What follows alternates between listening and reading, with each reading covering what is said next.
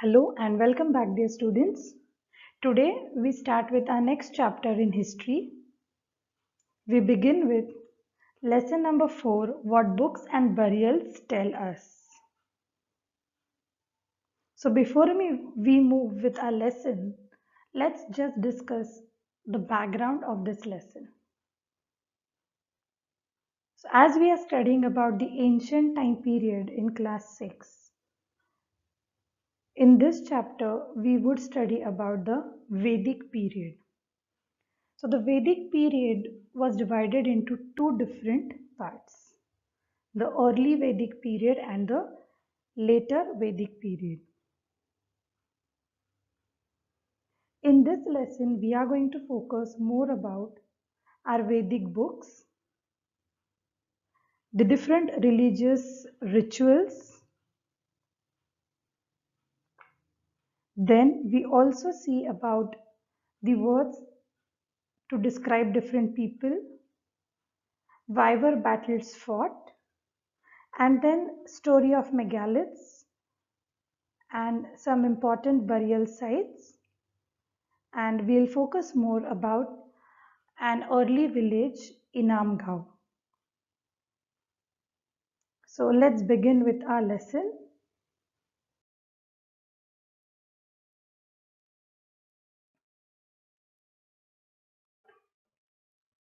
So now what is the meaning of Ved, or you call it as Vedas?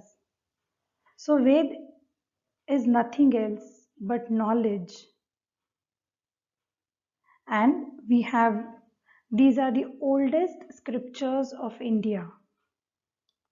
So these particular Ved or the scriptures, they were written in Vedic Sanskrit that differs a lot from the Sanskrit that we use today. They are considered to be Aporuseya, which means superhuman. These scriptures were written by the learned Brahmins in those times, or you can say by the sages who wrote on the basis of the experiences that they received in nature or they got from nature.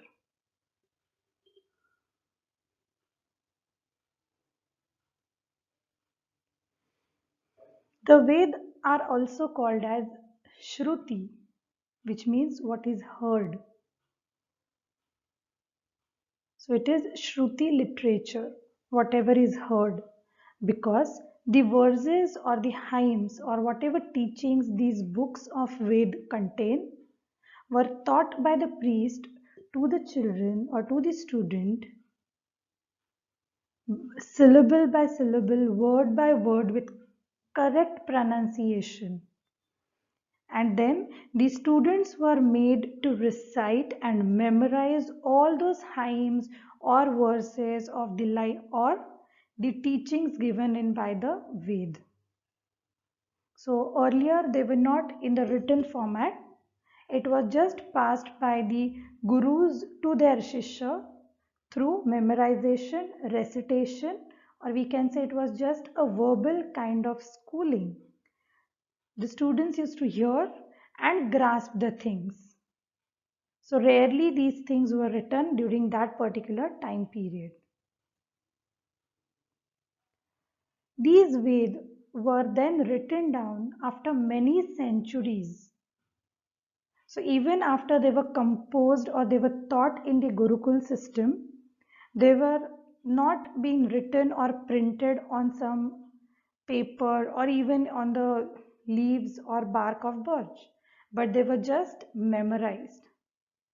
So after centuries together, these compositions were written down, and also later as we invented with the printing processes, then now even we get the printed copies of these Ved. So one of the pictures of Gurukul system wherein the Guru Shishya would sit under the tree or near the Guru's hut, and then the Guru would impart the knowledge to the Shishyas verbally.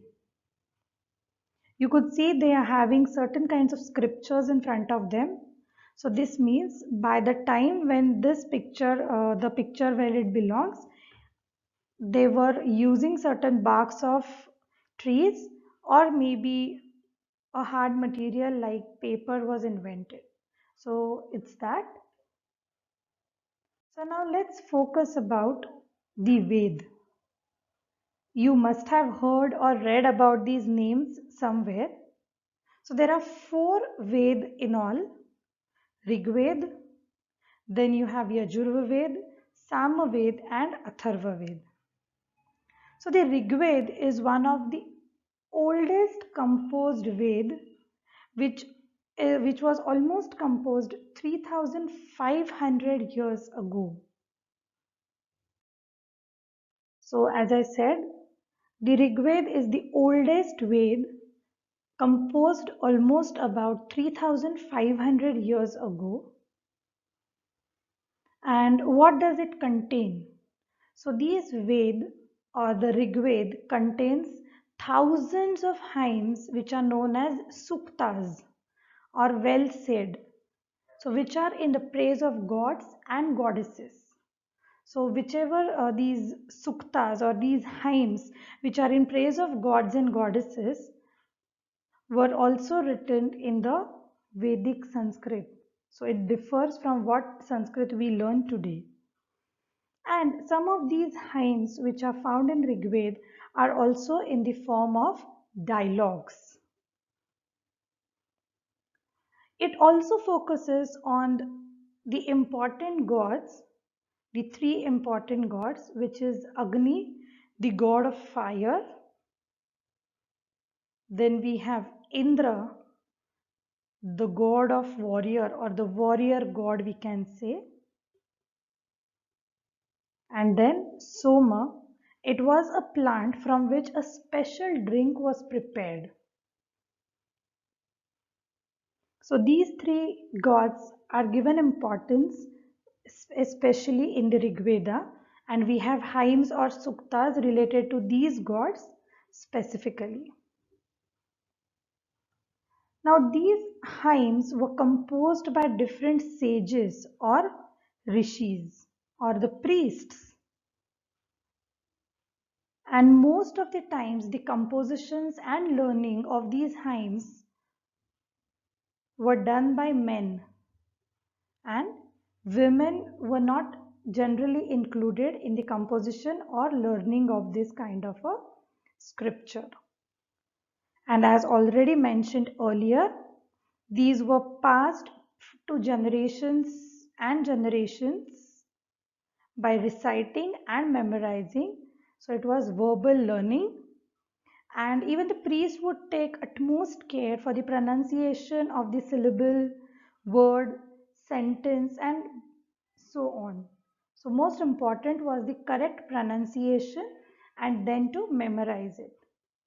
So it is not only that in the Gurukul system, the gurus would preach about the Rigveda or the different Ved, but they would also teach some life skills to their students. So let's move. So now let's see how historians studied the Rigveda. So we all know that archaeologists are the people who study and find out about the past, right? Even historians study the material that is given by an archaeologist, right? So in addition to the material remains, they also check for the written sources as well. And so they have found out certain things about the remains from the Rigveda, and they've tried to study. So what did they find? So after studying those manuscripts of Rigveda, they came to know that Rigveda contains different hymns and which were in the form of dialogues. So one of the dialogue between Rishi Vishwamitra and the rivers Beas and Satluj are given to you in your textbook on page number 37. I would suggest that you read that dialogue. It's really a beautiful dialogue between the sage and the rivers, wherein Vishwamitra gives certain beautiful qualities to the river, as river is helpful for each and every person. And he also offers the prayers to the rivers, saying that let the chariots and cart cross the water safely.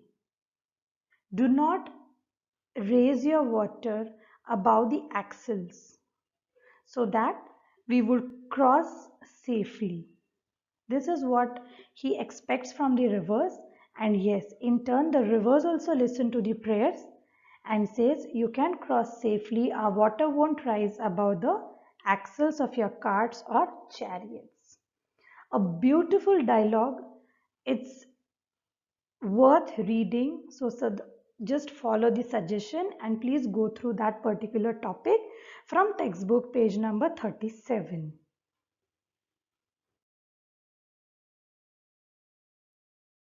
Yes. Then, even in those time periods, there were battles, wars were fought.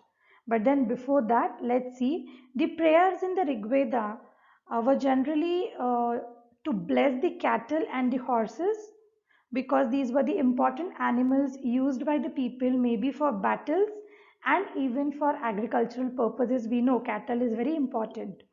And also, there are prayers, especially for the boy children, for their good health. As we know, the society in those days was male dominated, so there were special prayers for the boys. Coming to the battle, why was the battle fought? So the battles were fought to capture land, to capture even people who could work as slaves, even to say to capture the water bodies or to just have their own right on those rivers or lakes. And then after whatever was captured in the battles, most of the wealth was kept by the leaders. Some of it was given to the priests and the people around. Some wealth was used for performing the sacrifices or what we call it as yajnas, in which offerings of ghee, grains, even animals were made to please gods and goddesses. Even these days we perform yajnas, but yes, we only offer ghee, grains, or some kind of seeds in that religious fire or the sacred fire. But then earlier people used to sacrifice even animals. Maybe they thought that sacrificing of animal would please gods and goddesses and our work would be easily done. So this was about battle. So you need to remember that cattle and horses were very important animals during those time periods. And then there were prayers for the good health of children, especially for boys in Rigveda. And it also mentions about the battles that were fought, why they were fought, and how was the wealth distributed. And as said earlier, the composition and learning of the Ved was the right of men usually. So here also the battles or wars which were fought, mostly men would participate in it. There were no armies as such because there were no kings or sultans or rulers like we hear in stories. But there were assemblies of people where people would meet together, discuss about some issues of maybe war or some issue, and then they would also discuss how to bring in peace. Yes, and who were the leaders here? The leaders were the experienced or skillful and powerful people from that particular area. So these leaders or yes, these leaders, they did not have any kind of army or they were not living in the luxurious palaces, but still they were the leaders because they had acquired better skills than the other people and they could take the responsibility of all the people residing in that area. So that is all from my side. I hope you have understood the topic. So you have to read textbook page number 35, 36 and 37 and on page 38 the first topic which says cattle, horses and chariots. I hope you will read the lesson. If any doubts, any queries, as usual, note it down. It would be clear when we meet for our sessions. So till then, thank you, take care, have a nice day.